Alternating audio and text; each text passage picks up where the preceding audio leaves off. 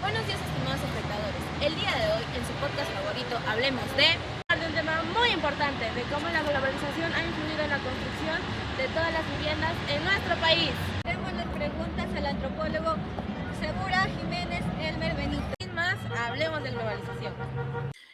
Buenas noches con todos en el público general. Tenemos la presencia del antropólogo Elmer Segura Jiménez, al cual pues le realizaremos algunas preguntas sobre la influencia de la modernización y la globalización en la construcción de algunas viviendas en el Perú.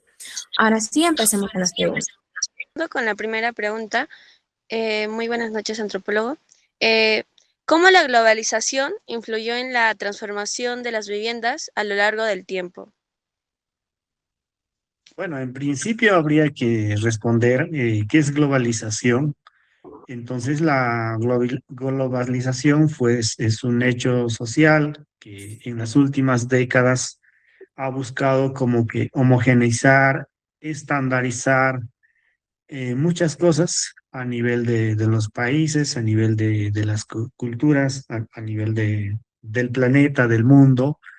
Y lo que se hablaba hace 20 años, hace 30 años sobre el Internet y la evolución de la comunicación es lo que vivimos el día de hoy, ¿no? Por ejemplo, este mismo momento en el que estamos viviendo, en el que nos podemos interconectar, es parte de ello. Lo que hace 20 años, 25 años, esto era inimaginable, o sea, era como que algo imposible, o sea, algún día podremos vivir ese momento en que nos podamos comunicar desde cualquier rincón del mundo o del planeta con otro lugar muy lejano, es decir, desde Sudamérica con Norteamérica o desde Sudamérica con el África, el Asia. Yo creo que todo eso está interconectado.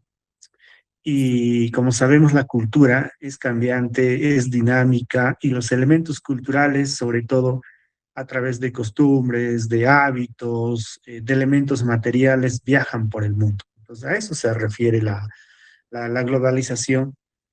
Y obviamente muchos de estos aspectos se han ido y se vienen incorporando a la construcción de las viviendas. Por ejemplo, diseños, estandarizaciones, tecnologías, estilos y demás. Pero al mismo tiempo también se está dando un proceso de localización, es decir, que en espacios rurales y en el mismo Huancayo podemos ver, ¿no? Se trata también como que de mantener la estructura tradicional de las viviendas. Pero en general es eso. Entonces, se ha ido dando, digamos, esta influencia de diseño, ¿no? Ahora uno va, busca, quiero construir una vivienda o tengo un proyecto de vivienda y puede buscar diseños y el diseño no necesariamente es de nuestro entorno, puede ser de cualquier otra parte del mundo. Ahora, a continuación, ¿cómo perciben los pobladores el reemplazo de las casas tradicionales por las viviendas modernas?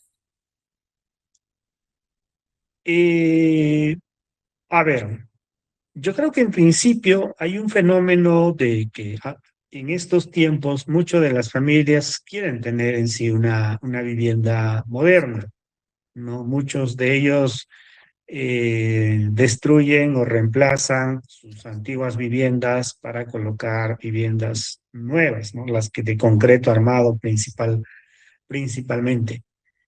Pero lo que he notado es, sobre todo en comunidades, en espacios rurales y en centros históricos de las ciudades, hay diríamos, como una especie de querer conservar el patrimonio histórico. Por ejemplo, locales antiguos donde funcionaban eh, el aparato político del gobierno a través del municipio, iglesias, casonas antiguas donde vivía el hacendado tal, o personalidades notables, representativas de la historia local, la historia regional, nacional. Entonces, ellos sí se busca conservar, se busca valorar. Y por otro lado también es el esfuerzo que han hecho ellos, ¿no? En décadas pasadas, hablo de 4 o 5 décadas hacia atrás, muchas de las cosas que se han logrado eran las mismas poblaciones, las mismas comunidades quienes las construían. Entonces, por ello sí hay como que una añoranza de conservar, de mantener, de preservar esos espacios arquitectónicos versus el presente. Entonces, cuando por ahí tratan de destruir algo o de reconstruir, entonces siempre hay reclamos, incluso en las redes, ¿no? Uno puede ver y comentan y dicen, ¿por qué están destruyendo? ¿Por qué el alcalde tal está haciendo esto o aquello? En vez de conservar, en vez de restaurarlo y convertirlo en un museo local, regional. Eso sí se ha visto, pero a nivel familiar, como que en general no hay mucha tendencia en sí de conservar las viviendas tradicionales, arquitectónicas. Por ejemplo, yo vivo acá en Pilcomayo y aquí es muy conocida, donde uno ve una casa de adobe con tejas a 2 aguas, es de un poblador de aquí, pero acá casi ya no existe. Entonces, paulatinamente la han ido reemplazando por viviendas nuevas.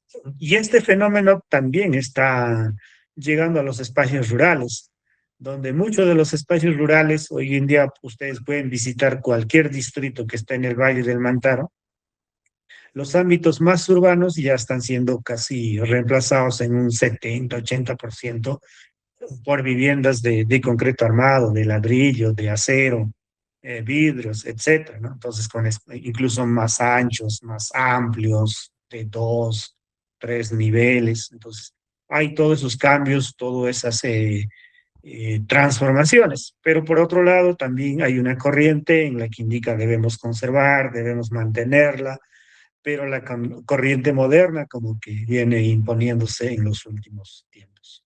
¿Cuáles fueron los cambios en las viviendas más notables a través de la globalización? Más o menos. Cambios más notables se puede ver a través de los diseños. Uno puede acceder a diferentes diseños de viviendas. Hoy en día también hay ya más la tendencia de tener viviendas bioclimáticas, por ejemplo, viviendas con ahorradores de energía, de luz, etcétera, ¿no? Entonces hay mucho avance aquí de la arquitectura, pero también de la tecnología, vivienda incluso con sensores, ¿no? De las luces, de las puertas y de diferentes espacios. Yo creo que eso es lo que más se ha notado a través de estos cambios, a través de la globalización. Por ejemplo, la innovación tecnológica es una de ellas. Pasamos de las viviendas de tapia, de adobe, de los techos a 2 aguas, ahora tener viviendas de concreto armado, de ladrillo, de acero, de vidrio principalmente. Otro, el tema de la energía y la sostenibilidad, ¿no? Si bien es cierto, hoy en día para construir una vivienda se usa muchísimos recursos, ¿no? Desde el cemento, desde el ladrillo que viene de la arcilla, agua, eh, canteras de arena, aceros, etcétera. Entonces, ello ha permitido que haya muchos cambios, pero también que se habla de sostenibilidad, incluso se habla de ciudades sostenibles, por ejemplo, a nivel del mundo, en ciertos países, en el Perú también hay este tipo de proyectos. Entonces, como vemos, por ejemplo, aquí estos factores de cambio en el Valle del Mantaro, yo vivo aquí aproximadamente 20 años y he podido percibir muchos cambios. y también Camino Inca. Entonces, volviendo a estos factores de cambio, eh, es como también van cambiando los estilos de vida, ¿eh? Eh, Antes las viviendas eran distintas, ¿no? Viviendas más amplias, pero muchas de las viviendas, por ejemplo, pude ver en Sicaya, por ejemplo, tenían balcones amplios, balcones pequeños hacia los exteriores, hacia las calles, a la plaza, y como balcones más amplios hacia los interiores. ¿Y para qué servían esos balcones? Eran para, por ejemplo, tender el maíz, secar el maíz. Y en la parte de los techos era para la guayunca, ¿no? Hace poco, por ejemplo, en un trabajo de campo en Huasicancha, pude ver todavía, ¿no? El techo y los corredores llenos de estos maíces que le llaman la guayunca. Son maíces atados para generar su proceso de deshidratación. Entonces, todo eso ha ido cambiando, ha ido transformando, y ahora que buscamos viviendas más amplias, ¿y para qué? Principalmente para tener momentos de compartir, de celebración. Entonces, han habido muchos factores. Uno, la tecnología, los cambios en el estilo de vida, y otro, la valorización inmobiliaria. Entonces, volviendo a hablar del Valle del Mantaro, ustedes habrán visto ahora, por todos lados hay proyectos inmobiliarios, ¿no? Y habrán visto muchos terrenos que eran agrícolas, ahora están, ¿cómo le dicen esto? Lotizados, comúnmente como escuchamos todos los días. Entonces, para vender, ¿no? Terrenos de 100 metros, de 150 metros, de 200 metros, que muchos de las familias migrantes como yo buscamos esos terrenos para tener una vivienda. Entonces ahí hay un gran riesgo. Y aquí podemos hablar un poco de política nacional también, de zonificación y de vivienda.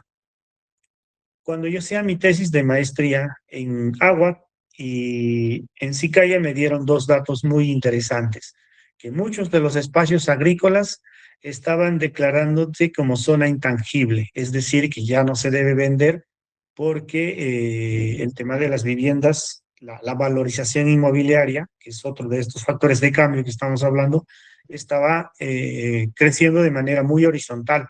Entonces, ¿qué están haciendo estas comunidades? Están dejando espacios para conservar, proteger, principalmente para la agricultura, porque si toda la transformamos en vivienda, o sea, en el tiempo vamos a tener un problema de agricultura y de la alimentación para todas nuestras poblaciones, porque día en día el valle viene creciendo, ¿no? Y ahí lo que siempre hemos hablado en antropología, en esto de cómo nosotros también podemos hacer incidencia política para un crecimiento más vertical que horizontal. ¿Qué quiero decir? Creciendo, por ejemplo, los edificios que aquí que en el Valle de Mantaro, ¿no? Entonces, eso podemos hablar como factores de cambio. ¿Es factible modernizar una vivienda sin que se pierda la identidad cultural? Claro, por supuesto que sí es posible modernizar una vivienda sin perder la identidad cultural. Entonces, para esto le voy a citar tres ejemplos. Ser culturas, van a llegar a Cusco, como les cuento, se mantienen las puertas, se mantienen las ventanas, las paredes, los diseños arquitectónicos exteriores, los techos, y esto es por políticas, claro, es el ombligo del mundo, una ciudad turística. Antes de la pandemia ellos recibían 4.5 millones de visitantes, entonces, pero tiene que ver muchos con políticas. Y volviendo a nuestro querido Valle del Mantaro, aquí no hay políticas de vivienda, no hay políticas. Entonces, nosotros tenemos muchísima influencia costeña, ¿no? La Lima criolla, ese tipo de construcción es lo que nos ha invadido. Otro ejemplo, Chachapoyas. Claro, Chachapoyas hizo famoso por Cuela principalmente, Cuela, Leimibamba y Gótica, que son los tres íconos de Amazonas, pero que han hecho las políticas de las autoridades, sobre todo la política regional de Amazonas de Chachapoyas, conservar todo el centro histórico de Chachapoyas. Entonces se ven muy bonitos las casas con los techos a dos aguas, los balcones, los colores, ¿no? Todas las paredes exteriores blancas, los balcones de color marrón, un tono marrón principalmente. Entonces, esos son políticas. Y otra es la ciudad de Arequipa. Ustedes van a llegar en algún momento a Arequipa y van a decir, wow, qué impresionante, el sillar, las paredes, hermoso. Pero el interior lo han modernizado. El interior lo han hecho cómodo, lo han hecho amplio para diferentes fines, para hoteles, para restaurantes, para reuniones familiares, para reuniones un tanto masivas. Entonces lo han modernizado. Entonces, volviendo a la pregunta, si ¿es factible modernizar una vivienda? Claro que sí, pero manteniendo toda la iconografía y todos la arquitectura tradicional o de la época a la que correspondía. Sí es posible. Y les he citado estos ejemplos. El Cusco, Arequipa, Amazonas. Y algo aquí en el Valle, yo creo que eso sí no me está contestando, ¿no? Porque, claro, Huancayo también es una ciudad no relativamente moderna, como les indicaba, ha crecido mucho por su comercio, es muy similar a Juliaca, entonces, pero hemos tenido mucha influencia limeña, costeña, entonces eso ha hecho de que acá no podamos ver que uno va a Amazonas y dice, wow, qué bonito esta calle, qué bonito está en casa, yo quisiera un balcón como estas, o vas a Arequipa o a Cusco y uno se quiere caer de espaldas por ver semejantes infraestructuras arquitectónicas, y aquí no lo tenemos, ¿no? Por ahí unas cuantas viviendas por el centro. Jauja, por ejemplo, también ha tenido esta forma de mantener su centro histórico y cómo adaptar los interiores para mantener la arquitectura. Y si es posible. Muchas gracias por su excelente respuesta, ¿no? Aclaró muchas mis dudas. Y sí, sí, tiene razón, porque en otros lugares se sigue manteniendo, ¿no? Las casas con la modernización, claro, pero se sigue manteniendo, cosa que en el nuestro querido Valle del Mandaro no se ha visto, ¿no? Y bueno, muchas gracias. Le doy pase a la siguiente pregunta. ¿Cómo afecta la modernización de las casas a las costumbres y tradiciones de las comunidades? Verás, como indicaba hace un rato, en el Valle del Mantaro, en sus comunidades, había y hablando en general, las clases siempre tenían una cocina, su cuarto, ¿no? El hijo, la hija, eh, el papá, la mamá, y si hay los abuelos también, cada uno tiene un espacio privado. Antes no era tan privado, era un espacio más de compartir. Entonces, ¿qué sucede aquí? Nos encerramos cada esos hábitos, ¿no? Debemos dejarlo de lado y tratar de compartir. Eh, ¿Cómo más está afectando? Otra transformación son las celebraciones, ¿no? Antes había un patio y ahí se celebraba, ¿no? Ahora se han hecho salas hermosas, bonitas, con televisores muy grandes y llamamos a los amigos, a la familia. Entonces, para la celebración, pero bueno, eso puede tener como aspectos positivos de cohesión familiar, de integración, pero como no también. Entonces, eso les podría comentar al respecto. Continuando con la siguiente pregunta es, ¿en todo el Valle del Mantaro las viviendas antiguas eran iguales? Parte del intermedio tardío, eh, las viviendas eran circulares. Entonces, si ustedes visitan muchos de los sitios arqueológicos en el Valle del Mantaro, sus viviendas son circulares. Salvo algunos graneros, almacenes que son cuadrangulares. Pero eso también hay que tener cuidado porque puede ser de influencia inca. Ahora, antes de ellos, aquí estuvieron los huaris, pero los huaris, como ustedes saben, por cultura ha venido acompañado de los chancas, ¿no? Los guerreros chancas. Entonces, los chancas, que eran más de altura, más pastores, tenían esta costumbre de hacer viviendas circulares. Entonces, usted, cualquier sitio arqueológico del Valle del Mantaro que usted visite, va a haber buena cantidad de estructuras de vivienda de forma circular. Si usted encuentra ya de vivienda de forma rectangular, cuadrangular, ese sí ya es de influencia inca. Eso es en tiempos prehispánicos. En tiempos hispánicos y parte de la colonia, la república, ya son las viviendas de adobe a dos aguas, ¿no? Con sus ventanas, sus balconcitos y amplios como corredores hacia los patios, con patios también amplios, porque hacían la fiesta, obviamente, pero los balcones, como ya indiqué, era para deshidratar los cereales o conservar los tubérculos. Y en el espacio más urbano, los hacendados de la época ya solían construir viviendas mucho más amplias, mucho más, más grandes. Y en el presente, ya pues hemos comentado, ¿no? Cómo esto ha ido evolucionando, esto ha ido cambiando. Todas esas viviendas a dos aguas de adobe casi ya no quedan mucho, ¿no? Están siendo reemplazadas de una manera muy rápida, muy violenta, por lo que, entre comillas, conocemos como material noble, de cemento, ladrillo, acero, vidrios, ¿no? Y ahí es lo que justo quiero llegar a este libro. Les invito a leer Perú Chicha de Dorian Espessoa Salvo. Es un libro interesante y hay un capítulo que habla de la arquitectura chicha, ¿no? Si bien la globalización nos ha traído grandes beneficios, pero con ello también nos trajo grandes cambios, como por ejemplo en la forma de cómo construimos nuestras casas. Pasamos de construir con tapia o adobe a construir con ladrillos.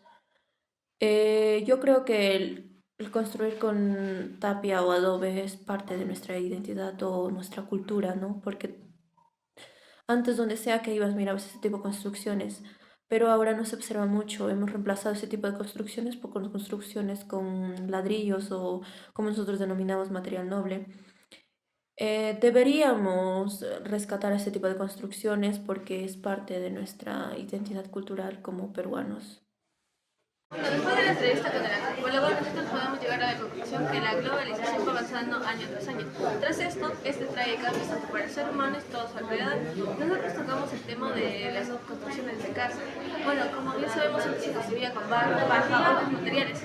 Hoy en día podemos ver que ha llegado nuevos materiales que facilitan la construcción y dan un mejor acabado, ¿no?